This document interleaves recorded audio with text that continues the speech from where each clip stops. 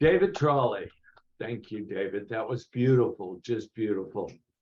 Thank you for all you do, David, and for all you bring to our ministry. Thank you. And thanks to everybody. Harry, thanks for working these last 4 weeks on the slides with David Morse off with Denise in Ireland, and they're on their way back this week. They've been posting pictures, and it looks like they're having a good time. And I told David, I wrote back to David Morse, I saw a picture of him in a kilt, and I think he should wear it on a regular basis. Absolutely. He's definitely a kilt fan. And want to say thanks to Bob McAvoy, as usual, for always being on top of the recording and getting them posted and troubleshooting when the internet goes off. And thanks to Julie Curry for being our chaplain today. Lovely to always have you, Julie, and to Moon for doing our announcements so nicely today. I really enjoyed the Moon. Thank you. And thanks for letting me pop in. And as I'm going through the thank yous, you're probably sitting there wondering, now what's he up to? He's asking us to lament, and he's honoring the Book of Lamentations. And how many of you even remember the Book of Lamentations? How many of you have ever read the Book of Lamentations? You know, no, everybody's going, no. I know. So it's fun to talk about it because it's a wonderful book, really. And it's about what we do. We still lament. We've always lamented. And grief, it's a part, well, it's David Trolley's song. We're human and we're divine. And it's a part of our human experience. And when we go through it, if we can get to our divinity and know our divinity, the quicker we can move through this human part of grief, the quicker we can allow it to happen, the quicker we can settle into it. And I decided I wanted to talk about this because I saw an article, two articles actually, about grief and affirmations for grief, and I wanted to bring them to you, but at the same time, I've been hearing conversations in different groups I've been attending, and we've had a number of groups lately, the Living Abundantly in the group last night and other meetings. And I remember someone said to me or said in the group, are we ever going to talk about the fact that our age, and we're all around the same age, that I wonder if I'm going to wake up in the morning when I go to bed at night. Are we ever going to talk about that? And I thought, well, are we ever going to talk about that? Because I know we all wonder it. I wonder it when I go to bed at night. And when I wake up in the morning, I go, okay, here we go. Morning is broken. How many mornings are broken? And isn't that a part of the human experience? Is allowing the morning to break, to know the dawn of a new day. And at the same time, know that saying good night might not see another new day in the human experience. We were in the men's group, and the men were having a rousing discussion, and we even got into E=mc². And it was moving on, and of course, what it came around, we were talking about, how can I say it? Does one species have to devour another species to survive? And we got off on a tangent about that. It was an article from David Trolley, and that got around to talking about loss and death and dying, and how many of us had made decisions. And then we got into a discussion on green burial. And then this week, I've also been working with Barbara Carnes and Paula Schneider, Larry Schneider's wife, and Emily, who's with us today, Emily Throw Threat, putting together our dialogues on death and dying. And so, and then I'm moving. And that's such a change. And it's a loss. I grieve the loss of my place I lived for 10 years, and my sister was here for 2.5 weeks, and I think we were both ready for separation at that point, but I grieved the loss of her after having her here and getting to know her so well. And then I found myself grieving the fact that I didn't know her for the first 67 years of my life, that we had missed that whole bit of life together. But, so grieving is a part of that human experience, and we need to talk about it more. And we're comfortable when we talk about it together. And I'm going to say more about that in the second article that I found. But the first article was an article on the 16 affirmations for grief by Drury Wagner.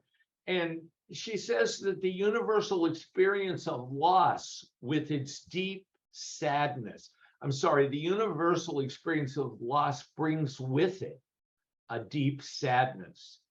And she wrote affirmations for grief to help you get through tumultuous times. And I like the fact that they're affirmations, because for grief, and in my grief work, I have found that affirmations and denials work very well to deny power of the feeling I'm feeling, any power of it, and affirm. And we'll talk about those affirmations.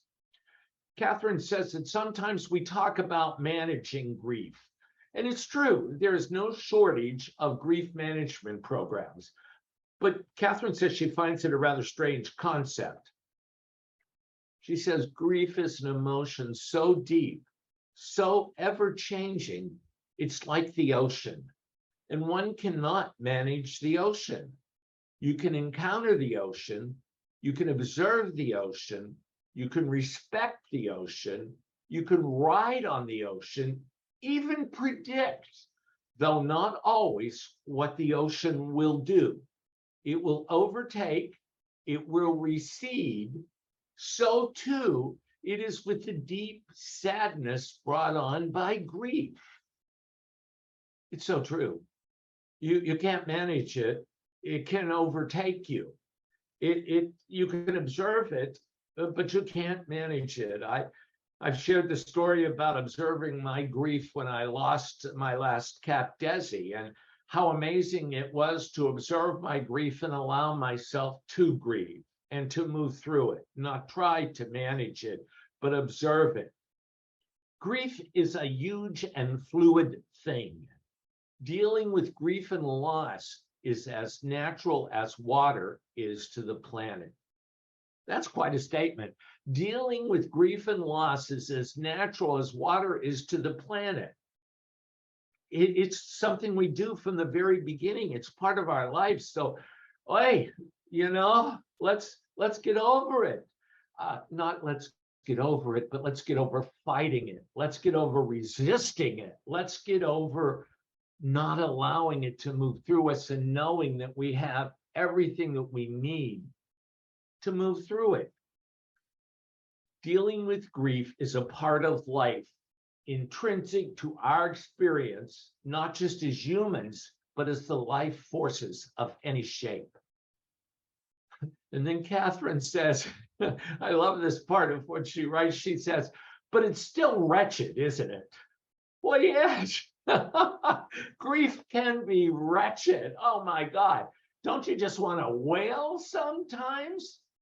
I mean, and wail is what the Book of Lamentations is about. The Book of Lamentations is about a group of people, the Jewish people, whose city had been demolished, and they were trotted off to Babylon and sat there and wrote their stories and lamented and cried out about the demolition of their city.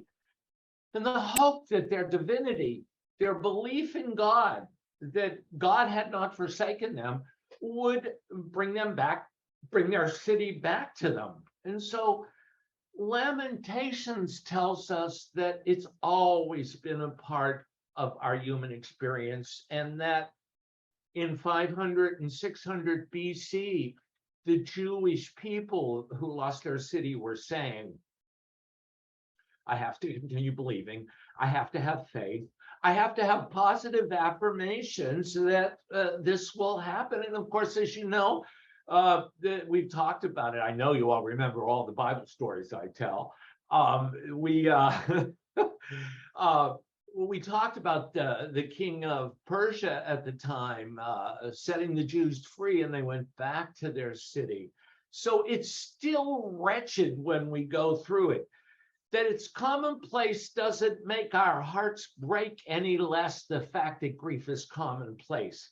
If we're supported through and careful navigators, it is possible to emerge from the ocean of grief with newfound resiliency.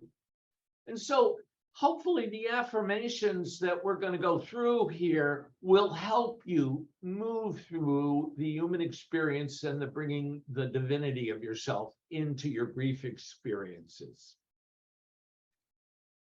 So I want to say just a little bit more about the Book of Lamentations, because in an article that was hooked to these grief affirmations, there was another article by Susan Cross regarding a ramble through lamentation, rituals for expressing grief.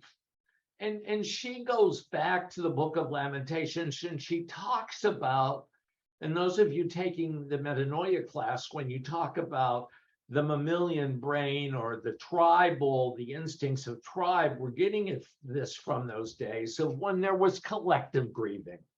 When people, and we still get together collectively and grieve, and remember during the pandemic when collective grieving was stopped and we were doing individual and very small family grieving, nuclear family grieving, and so it was very different then. But she says, what has happened to the passionate expression of grief, mourning, sorrow, or regret? A song or a poem that expresses sorrow for someone who has died or something that is gone. That's a lamentation. And we do. I mean, Morning Has Broken is really a wonderful lamentation. And morning is broken like the first dawn. I'm lamenting the first dawn, the clear, you know, when I think about the first dawn I ever realized in the beauty of it, and the beauty of the flowers and the beauty of the suns. And so we begin lamenting all the time. And so the Book of Lamentations is then a collection of poetic laments for the destruction of Jerusalem. And if you know, Lamentations is one of the first 5 books of the Bible. It's one of the writings, and it's part of the Torah in the Jewish tradition.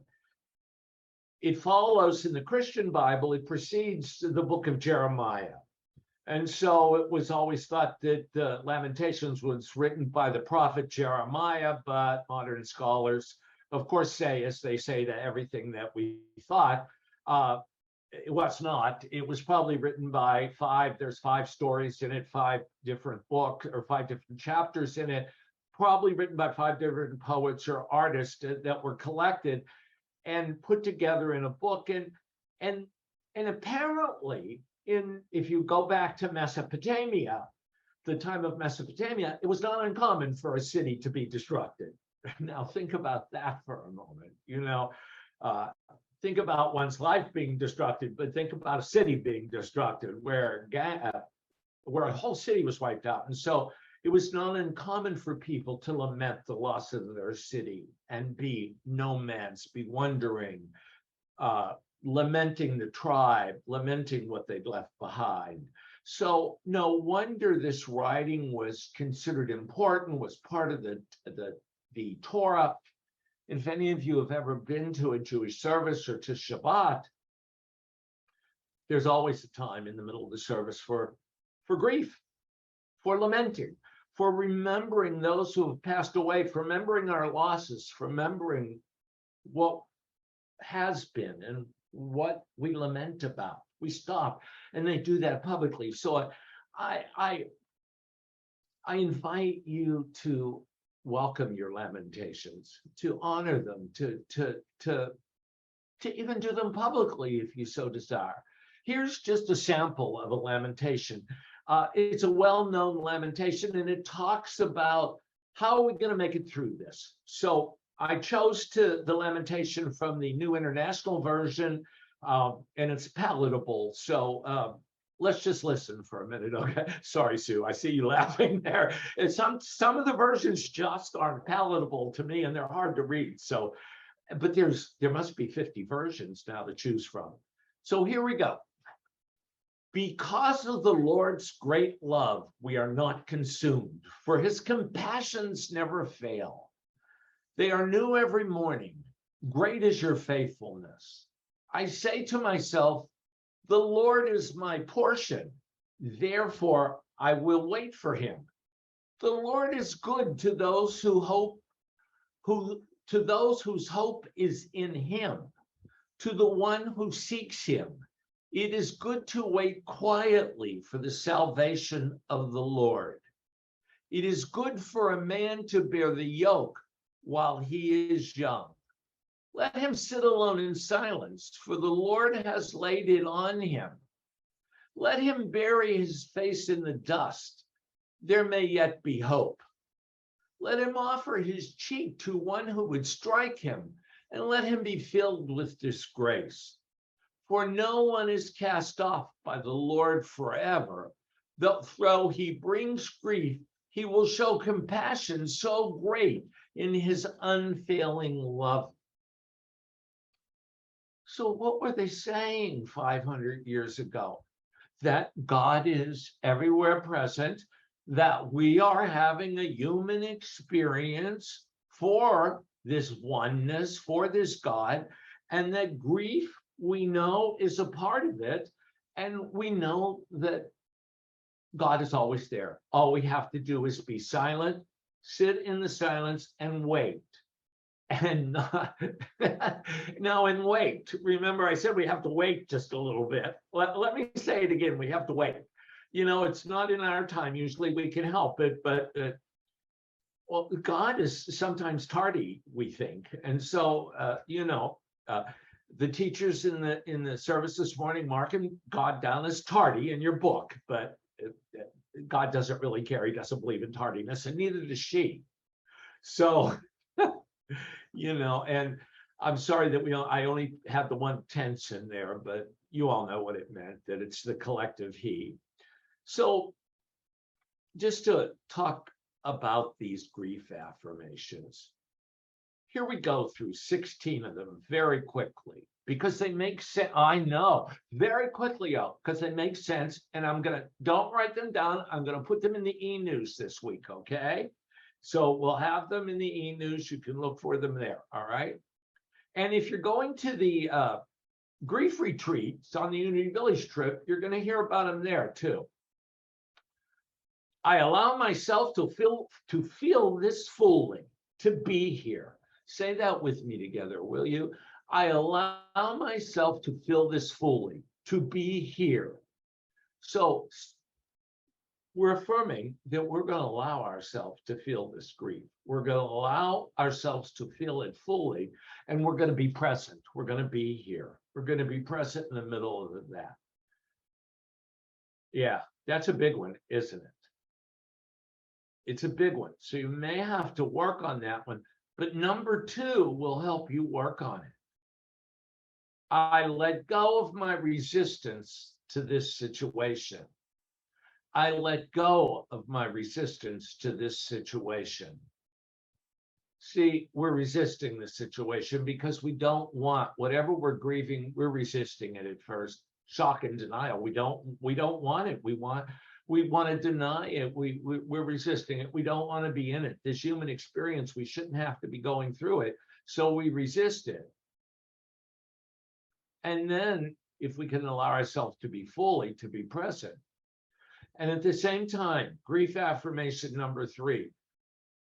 Breathe in and exhale. Affirmation number 3, I'll never be the same person again, yet that is okay. I will never be the same person again, yet that is okay. And I realize in that already it's the next moment, and I will never be the moment from the last person again. So in reality, I'm a new person every moment. And so even in this situation of grief, just like every moment, I will not be the same. And it's okay. I will be okay. I'm not saying that it's okay that the trauma has happened. I'm saying that I will be okay. And that's what's important here, that I will be okay. Affirmation number 4, I'm surrounded by support, seen and unseen. God is there, everywhere present, and I am surrounded by support. All of you, all of us, all of unity, friends, family, I am surrounded by support, seen and unseen. Number 5, I choose to heal my hurt spirit. I choose to heal my hurt spirit. You get to choose to heal. If you don't choose to heal, you'll probably stay stuck. So if you choose to heal, you likely will heal. Chronic grief, I choose not to heal. Grief, that standard that we move through, that we know that we're okay in, is grief that I choose to heal my hurt spirit. Number 6, I'm not going to hold back.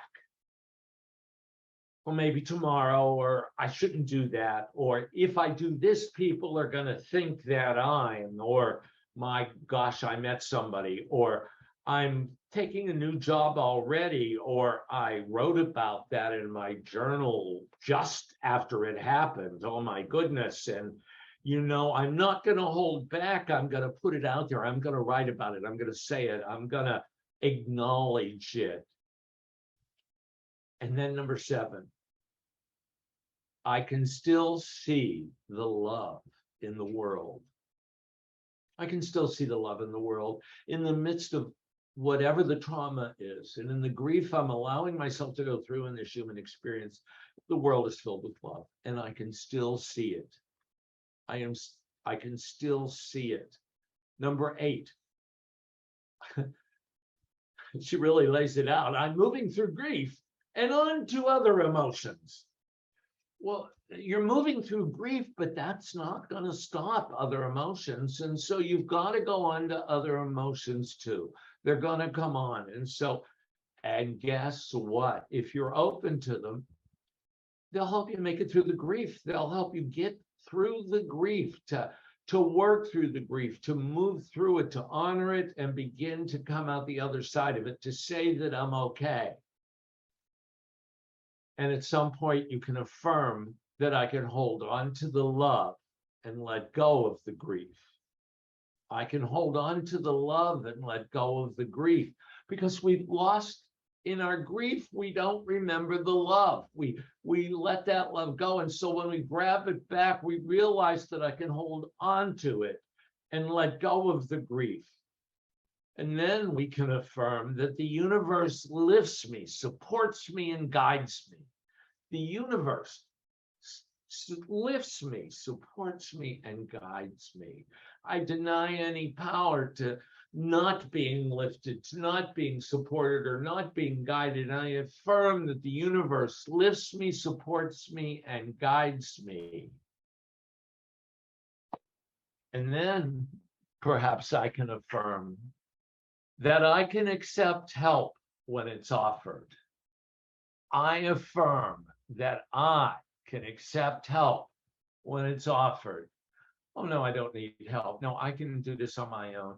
I'm 57. I should be able to do this on my own. Or I'm 72 and should be able to do this on my own. But it was sure fun to say I'm 57 for a moment. Wow. And so, I can accept help when it's offered. My sister was arousing help.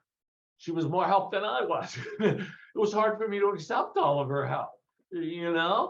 I can accept help when it's offered. That's so important. Can you accept help when it's offered? Open your heart up to the love. And then you can say, today, I choose to heal.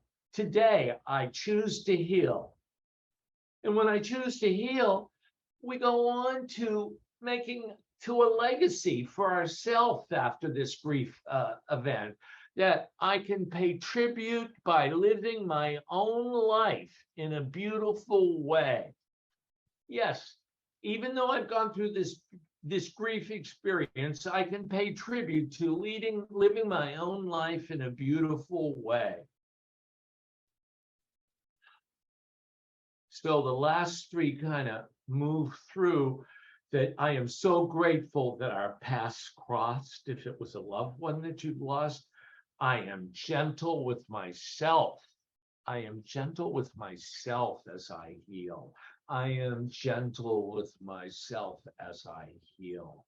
I focus on my blessings, goals, and memories. I use those memories. I allowed myself to lament them, and now I use them to go forth, to love, to bring love into my life, to pay tribute by living my own life in a beautiful way. Yes, I wonder if I'm going to wake up in the morning, and it's natural in this human experience. It's natural to lament.